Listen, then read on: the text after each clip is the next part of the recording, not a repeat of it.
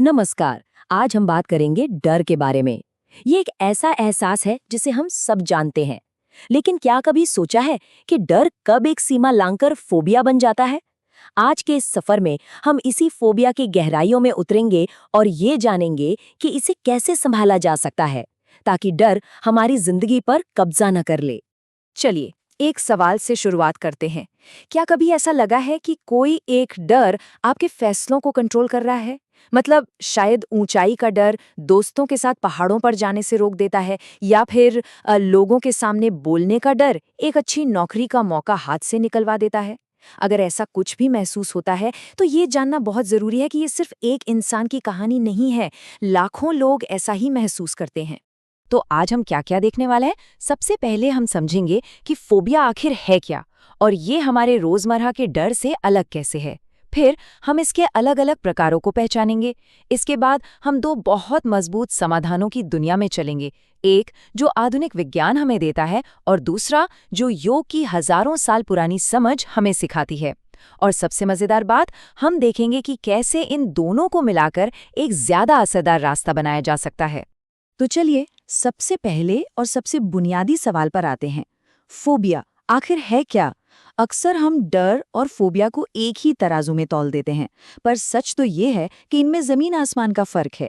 और इस फर्क को समझना बहुत जरूरी है, क्योंकि डर तो हमें बचाने वाली एक प्राकृतिक भावना है, लेकिन फोबिया एक ऐसी स्थिति है जिस पर ध्यान देने की जरूरत होती है। अच्छा, तो चिकित्सा की भाषा में फोबिया सिर्फ डर नहीं है। इसमें तीन चीजें बहुत खास हैं। पहली, ये लगातार बना रहता है, मतलब बार बार आता है। दूसरी, ये बहुत ज्यादा होता है, मतलब असल खतरे से कई गुना ज्यादा। और तीसरी, ये तर्कहीन होता है। मजे की बात यह है कि इंसान को खुद पता होता है कि उसका डर बेवजह है, पर वो उसे काबू नहीं कर पाता। और ये डर इतना बढ़ जाता है कि इंसान उस चीज से बचने के लिए कुछ भी कर सकता है, जिससे उसकी रोजमर्रा की जिंदगी में बहुत तनाव और परेशानियां आती हैं। चलिए, इसे एक उदाहरण से समझते हैं। मान लीजिए जंगल में एक सांप देखकर अगर कोई सतर्क हो जाए तो ये एक सामान्य डर है, ये हमें बचाता है। लेकिन अगर किसी को सांप का ऐसा फोबिया हो कि वो सांप की तस्वीर देखकर ही घबरा जाए या उस रास्ते पर जाने से ही मना कर दे जहां कभी सांप दिखा था, तो ये फोबिया है। यहाँ डर खतरे के अनुपात से बहुत बहुत बड़ा हो गया है। ये एक ऐसा डर है जो तर्क के दायरे से बाहर निकल चुका है। और ये जो फोबिया का अनुभव है, ये सिर्फ दिमाग में नहीं होता, ये पूरे शरीर पर असर डालता है। जब कोई अपने डर का सामना करता है, तो शरीर एक इमरजेंसी मोड में चला जाता है। दिल की धड़कन तूफान की तरह तेज हो जाती है, पसीना आने लगता है, हाथ पैर कांपने लगते हैं, सांसें उखड़ने लगती हैं और चक्कर सा महसूस होता है। साथ ही मन में बहुत भयानक ख्याल आते हैं, जैसे कुछ बहुत बुरा होने वाला है या मेरा खुद पर से काबू छूट रहा है। ये सचमुच एक बहुत तकलीफदेह अनुभव होता है। और आपको लगता होगा कि ये बहुत कम लोगों को होता होगा। जी नहीं, ये आंकड़ा देखिए, ये चौंकाने वाला है। दुनिया की लगभग 10% आबादी, इसका मतलब है कि हर 10 में से एक इंसान अपनी जिंदगी में कभी ना कभी किसी फोबिया का सामना कर सकता है। करोड़ों लोग। ये नंबर हमें बताता है कि फोबिया कोई व्यक्तिगत कमजोरी नहीं, बल्कि एक बड़ी स्वास्थ्य समस्या है, जिस पर ध्यान देना बहुत जरूरी है। ठीक है, तो अब जब हम समझ गए हैं कि फोबिया क्या है, तो चलिए अब इसके अलग अलग चेहरों को देखते हैं। किसी भी समस्या को सुलझाने के लिए उसे सही से पहचानना पहला कदम होता है।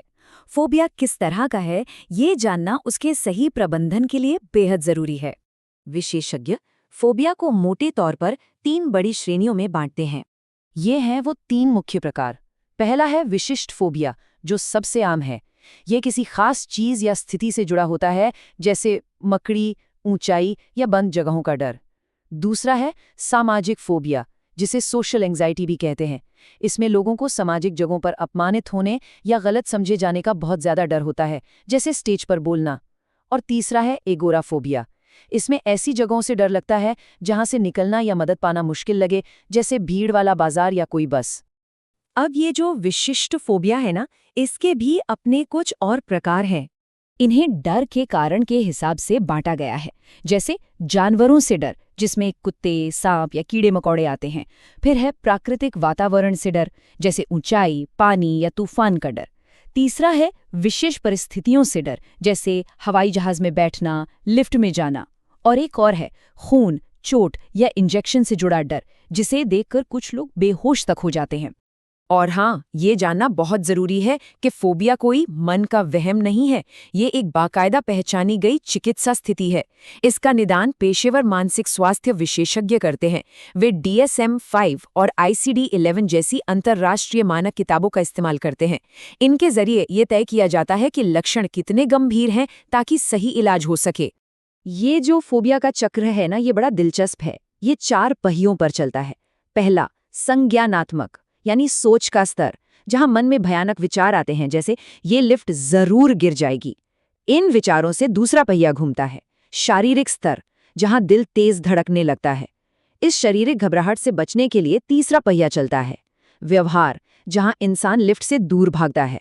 और ये भागने का व्यवहार चौथे पहिए यानी भावनात्मक स्तर पर डर को और पक्का कर देता है। और ये चक्र घूमता रहता है, खुद को मजबूत करता रहता है। तो सवाल ये है कि इस चक्र को तोड़ें कैसे? अच्छी बात ये है कि इसे तोड़ने के बहुत कारगर तरीके मौजूद हैं। चलिए सबसे पहले देखते हैं कि आधुनिक चिकित्सा और विज्ञान इस बारे में क्या कहते हैं। विज्ञान की नज़र से देखें तो फोबिया क्या है? ये हमारे दिमाग की एक तरह की गलत लर्निंग है। हमारे दिमाग में एक खतरे का अलार्म होता है, जिसे एमिगडाला कहते हैं। फोबिया में ये अलार्म ज़रूरत से ज़्यादा संवेदनशील हो जाता है और ज़रा सी बात पर बजने लगता है। और दिमाग का जो तर्क वाला हिस्सा है, प्रीफ्रंटल कॉर्टेक्स, वो इस झूठे अलार्म को बंद नहीं कर पाता। इलाज का मकसद इसी अलार्म सिस्टम को फिर से ठीक करना है। और इस गलत लर्निंग को ठीक करने का सबसे असरदार तरीका है कॉग्निटिव बिहेवियरल थेरेपी, यानी CBT। इसमें होता क्या है? पहले डर को और उससे बचने के तरीकों को पहचाना जाता है। फिर तनाव कम करने की तकनीकें सिखाई जाती हैं, जैसे गहरी सांस लेना। इसके बाद डर वाली स्थितियों की एक लिस्ट बनाई जाती है, सबसे कम डर से लेकर सबसे ज़्यादा डर तक। फिर एक सुरक्षित माहौल में धीरे धीरे इन स्थितियों का सामना कराया जाता है, एक एक करके। और साथ ही साथ मन में आने वाले भयानक विचारों को चुनौती देना सिखाया जाता है। इससे दिमाग धीरे धीरे ये सीख जाता है कि जिस चीज़ से वो डर रहा था वो असल में खतरनाक नहीं है। अब सवाल उठता है, क्या दवाइयाँ काम आती हैं? हाँ, कुछ मामलों में, खासकर सामाजिक फोबिया में, थेरेपी के साथ साथ दवाएं एक सहायक की भूमिका निभा सकती हैं। कुछ दवाएं चिंता को कम करती हैं, जिससे थेरेपी में हिस्सा लेना आसान हो जाता है। लेकिन ज़्यादातर फोबिया के लिए ये पहला इलाज नहीं है, क्योंकि दवाएं डर की जड़ को नहीं मिटाती, वो सिर्फ लक्षणों को कुछ समय के लिए दबा देती हैं। असल कौशल तो थेरेपी ही सिखाती है। इसे हल्के में लेना ठीक नहीं, क्योंकि अगर फोबिया का इलाज ना हो तो धीरे धीरे दुनिया छोटी होने लगती है। इंसान उन जगहों पर जाना छोड़ देता है जहां उसे डर लगता है, उन लोगों से मिलना छोड़ देता है जिनसे वो घबराता है। इससे सामाजिक अलगाव, कामकाज में दिक्कत और जिंदगी की खुशियों में भारी कमी आ सकती है। इसलिए सही समय पर मदद लेना बहुत जरूरी है। तो ये तो हुई आधुनिक चिकित्सा की बात। अब चलते हैं एक बिल्कुल अलग दुनिया में, एक हजारों साल पुरानी समझ की तरफ, योग। देखिए, जहां आधुनिक चिकित्सा दिमाग के सॉफ्टवेयर को ठीक करती है, वहीं योग हमारे शरीर के हार्डवेयर यानी हमारी शारीरिक प्रतिक्रियाओं को संभालने का एक जबरदस्त तरीका सिखाता है। योग की नज़र में डर कोई दुश्मन नहीं है जिससे लड़ना है। योग कहता है कि डर तो मन के चंचल होने से पैदा होता है। इसलिए योग का मकसद डर को मिटाना नहीं, बल्कि मन को इतना स्थिर और जागरूक बनाना है कि हम डर को उठते हुए देख सकें, उसे महसूस कर सकें, पर उसके बहाव में बहे नहीं। ये डर पर प्रतिक्रिया करने के बजाय उसे देखने की कला है। तो योग ये करता कैसे है? इसके पास 3 बहुत शक्तिशाली औजार हैं। पहला, प्राणायाम, यानी अपने सांसों पर नियंत्रण। जब हम डरते हैं तो हमारी सांसें तेज हो जाती हैं। धीमी और गहरी सांसें लेकर हम सीधे अपने शरीर को शांत होने का संदेश देते हैं। दूसरा, आसन, यानी शारीरिक मुद्राएं। ये हमें शारीरिक रूप से स्थिर महसूस कराती हैं, जिससे मन भी स्थिर होता है। और तीसरा है ध्यान, जो हमें अपने अंदर उठने वाली हर भावना को बिना घबराए देखना सिखाता है। तो एक तरफ है विज्ञान, दूसरी तरफ है योग। क्या हो अगर इन दोनों की ताकत को मिला दिया जाए? इसका जवाब है हाँ, बिल्कुल। और यही शायद इस पूरी चर्चा का सबसे अहम हिस्सा है। एक ऐसा रास्ता जो दोनों पद्धतियों की सबसे अच्छी बातों को एक साथ लाता है। इस तालिका को जरा ध्यान से देखिए। आधुनिक चिकित्सा का ध्यान डर की प्रतिक्रिया को खत्म करने पर है, वहीं योग का ध्यान शरीर में उठने वाली घबराहट को शांत करने और जागरूकता बढ़ाने पर है। तरीके भी अलग हैं, एक तरफ सीबीटी है, दूसरी तरफ प्राणायाम और ध्यान। चिकित्सा का असर अक्सर तेज होता है, जबकि योग का असर धीरे धीरे पर बहुत गहरा होता है, लेकिन दोनों ही लंबे समय तक फायदा देते हैं अगर अभ्यास जारी रहे। इसे एक और आसान तरीके से समझते हैं।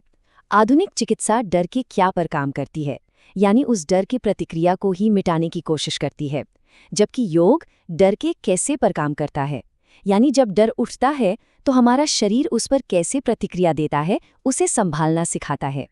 तो सोचिए, जब सीबीटी आपको डर का सामना करने के लिए तैयार कर रही हो, तब योग आपको उस स्थिति में शांत और स्थिर रहने के औजार दे सकता है। ये दोनों मिलकर एक बहुत मजबूत जोड़ी बनाते हैं। तो हमारी आज की ये यात्रा अब अपने आखिरी पड़ाव पर है। चलिए अब तक की सारी जरूरी बातों को एक साथ समेटते हैं और देखते हैं कि डर से आगे का रास्ता कैसा दिखता है। तो सबसे बड़ी बात जो हमें यहाँ से लेकर जानी है वो ये है कि फोबिया भले ही परेशान करने वाले होते हैं, लेकिन उनका इलाज पूरी तरह से संभव है। कोई भी डर हमेशा के लिए नहीं होता। सही मदद, सही जानकारी और सही नजरिए से डर की इन जंजीरों को यकीनन तोड़ा जा सकता है। और ये सिर्फ एक इंसान की निजी समस्या नहीं है। जरा सोचिए, जब कोई बहुत काबिल इंसान सामाजिक फोबिया की वजह से इंटरव्यू में बोल नहीं पाता या हवाई जहाज के डर से कोई बड़ा अफसर छोड़ देता है, तो ये सिर्फ उसका नहीं बल्कि समाज का भी नुकसान है। इसका सीधा असर हमारी शिक्षा, रोजगार और सामाजिक जीवन पर पड़ता है। इसलिए इस पर खुलकर बात करना हम सबके लिए जरूरी है। और जाते जाते एक गहरा सवाल मैं सबके लिए छोड़ना चाहता हूँ। डर को समझे बिना, उसकी प्रकृति को जाने बिना, क्या कोई सच में उससे आजाद हो सकता है? शायद डर से लड़ना ही एकमात्र रास्ता नहीं है। शायद डर को ध्यान से सुनना, उसे समझना और उसके साथ शांति से रहना सीखना ही असली आजादी है। इस पर विचार जरूर कीजिएगा।